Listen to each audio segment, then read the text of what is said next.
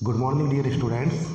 Welcome back to the online classes of Career Academy School, वेगमा।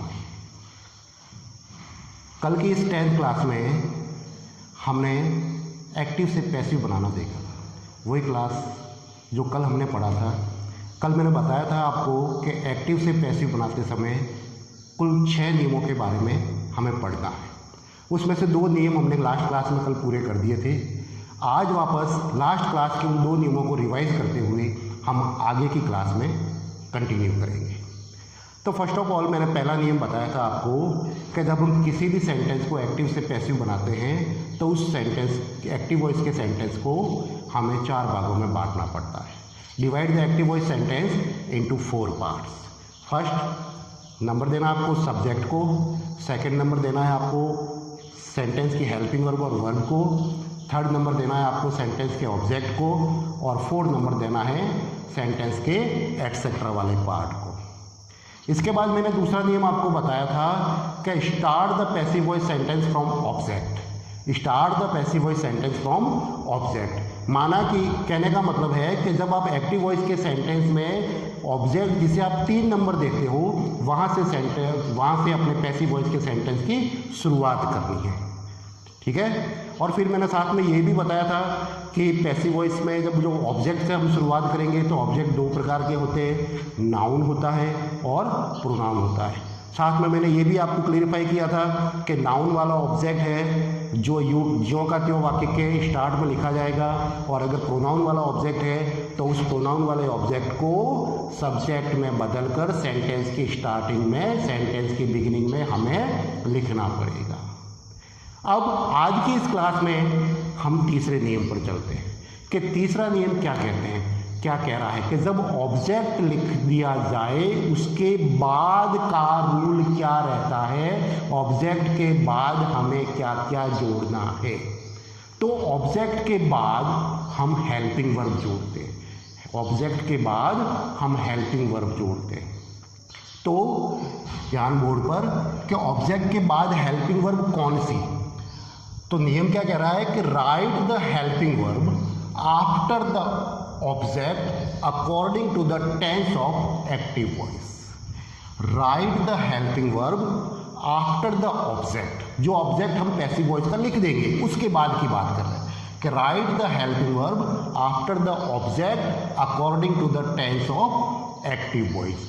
तो क्या active voice का sentence जिस tense में होगा उस टेंस के अकॉर्डिंग ही पैसिव के ऑब्जेक्ट के साथ हेल्पिंग वर्ब का यूज होगा। तो आपको इतना तो याद ही होगा कि अपने अंग्रेजी में 3 टेंस से टोटल 12 टेंस बनते हैं, और उन 12 टेंसों में से केवल 8 टेंस का पैसिव है जो बनाया जाता है। 12 टेंस में से केवल 8 टेंस का पैसिव है जो बनाया जाता है। अब वे टेंस कौन कौन से हैं जिसका पैसिव बनता है, तो एक बार बोर्ड पर ध्यान दें। तो मैंने आपको यहाँ पर पूरा क्लेरिफाई किया है कि present simple tense, present continuous tense, present perfect tense, past simple tense, past continuous tense, past perfect tense, future simple tense and future perfect tense. ये इन 8 टेंसों का पैसिव बनेगा। फिर मेरे द्वारा जो बनाई गई टेबल को थोड़ा ध्यान से समझने की कोशिश करें कि एक्टिव वॉइस, और दूसरी टेबल में मैंने लिखा है दूसरे कॉलम में पैसिव वॉइस। तो एक्टिव वॉइस का मतलब है एक्टिव वाले टेबल के अंदर देखना कि जो अपना वाक्य जिस टेंस में होगा उसमें क्या हेल्पिंग वर्ब रहेगी और क्या वर्ब रहेगी, और ऑब्जेक्ट के साथ हम उस टेंस को ध्यान में रखते हुए कौन सी हेल्पिंग वर्ब का यूज करेंगे वो मैंने यहाँ पर आपको पूरा जस्टिफाई कर दिया गया है। ठीक है। तो सबसे पहले आप किसी भी एक्टिव वॉइस के सेंटेंस को पैसिव में बदलने की कोशिश करो तो सबसे पहला काम आपको ये करना है, ऑब्जेक्ट लिखने के बाद की स्थिति बता रहा हूँ, ऑब्जेक्ट लिखने के बाद हमें उसका टेंस पहचानना है। टेंस पहचानने के बाद ऑब्जेक्ट के साथ जो टेंस आ रहा है या जो हेल्पिंग वर्ब आ रही है उसका हमें प्रॉपर वे में यूज करना है। जैसे हमने कल एक सेंटेंस लिया था कि Ram reads a book, Ram reads a book. ये सेंटेंस हमने कल नोट किया था। आज इस सेंटेंस को वापस देखते हैं। राम रीड्स अ बुक, तो सबसे पहला काम हम कर रहे हैं, अगर नियम के हिसाब से तो इसको 4 भागों में बांटने हैं, 4 टुकड़े करने हैं। तो इस प्रकार से हमने इसके 4 टुकड़े किए। अब जिसे आप 2 नंबर दोगे, जिस सेंटेंस के जिस भाग को आप 2 नंबर दोगे, वहाँ से अपने टेंस की रिकॉग्नाइजेशन होगी, वहाँ से टेंस की पहचान होगी। आइडेंटिफाई करने के लिए, सेंटेंस को आइडेंटिफाई करने के लिए कि सेंटेंस किस टेंस का है, तो हमें जिस पार्ट को हम 2 नंबर देते हैं, वो 2 नंबर हमें ये बताता है कि वाक्य में कौन सा टेंस है। तो फॉर एग्जाम्पल जैसे यहाँ देखें, यहाँ पर आया 2 नंबर पर रीड्स, तो इस टेबल के अकॉर्डिंग हमें साफ साफ पता चल रहा है कि रीड एक वर्ब है और इसके साथ एस लगा हुआ है। तो वर्ब की फर्स्ट फॉर्म के साथ एस या ईएस आवे तो ये टेंस कौन सा हो जाएगा? प्रेजेंट सिंपल टेंस हो जाएगा। जब प्रेजेंट सिंपल टेंस का जब अपने पास सेंटेंस है, तो हम जब पैसिव बनाएंगे तो इस ऑब्जेक्ट के साथ हेल्पिंग वर्ब या तो इज आएगी, या आर आएगी, या एम आएगी। अगर ऑब्जेक्ट सिंगुलर है तो हमारी हेल्पिंग वर्ब इज आ जाएगी, ऑब्जेक्ट अगर प्लूरल है तो हेल्पिंग वर्ब आर आ जाएगी, और ऑब्जेक्ट अगर आई है तो हेल्पिंग वर्ब एम आ जाएगी। इसी प्रकार से जितने भी अपने पास सेंटेंस आवे, ठीक है, तो उसका आपको टेंस पहचान कर ऑब्जेक्ट के साथ हेल्पिंग वर्ब का यूज किया जाता है।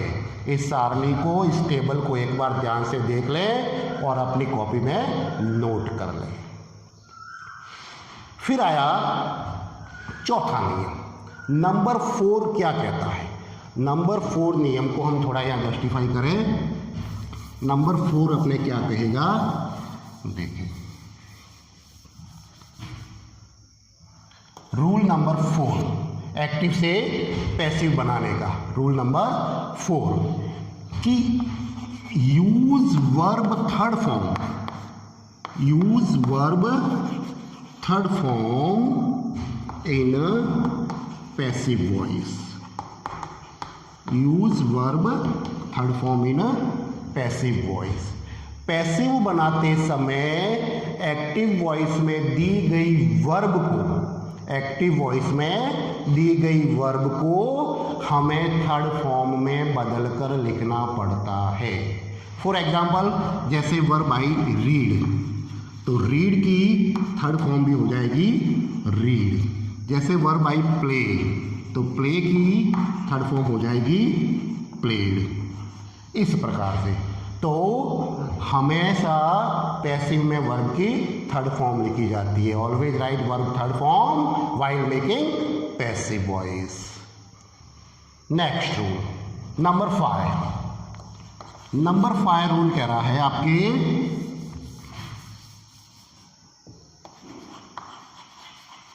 Right the subject of active voice.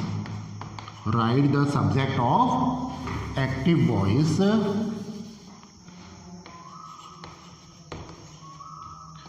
with by in object form, with by in object form. Right the subject of active voice. Subject जिसे हम 1 नंबर देंगे, उस सब्जेक्ट को बाय के साथ, प्रीपोजिशन बाय के साथ हमें ऑब्जेक्ट फॉर्म में लिखना है। कौन सी फॉर्म में लिखना है? ऑब्जेक्ट फॉर्म में। फॉर एग्जाम्पल जैसे अपने पास सब्जेक्ट ही है, तो हम उसकी जगह लिखेंगे बाय हिम, क्योंकि ही का ऑब्जेक्ट क्या होता है? हिम होता है। अगर अपने पास ऑब्जेक्ट शी है, तो सी का हम लिखेंगे बाय हर।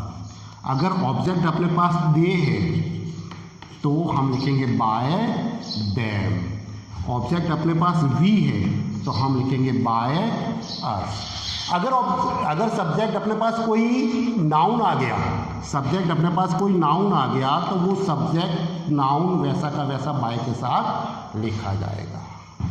तो एक्टिव से पैसिव बनाने का अपना 5वां नियम है कि write the subject of active voice with by in object form. Subject को ऑब्जेक्ट फॉर्म में बाय के साथ आपको लिखना पड़ेगा। नंबर 6 और एक्टिव से पैसिव बनाने का लास्ट नियम कह रहा है राइट द ETC पार्ट, जिसे आप 4 नंबर दोगे। Right the ETC part of active voice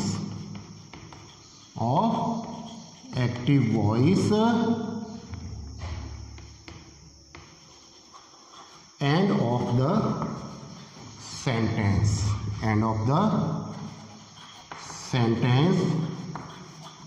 of passive. There will no change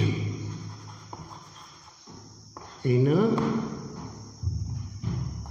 both voices.